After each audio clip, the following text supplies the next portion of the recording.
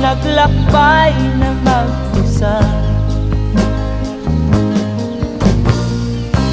upang aking kalimutan mga kaapihang dinanas.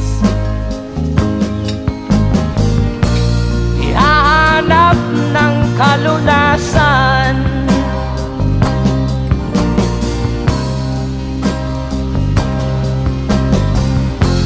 kami hinamak ng lubusan,